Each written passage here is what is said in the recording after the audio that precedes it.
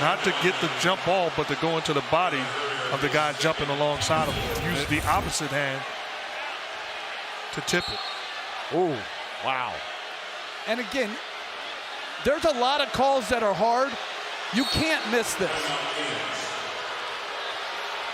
The bonus still down on the floor. The timeout is called. He took a shot. It's been a tough physical series for Sabonis. Being helped up with 4:56 remaining here in the first half.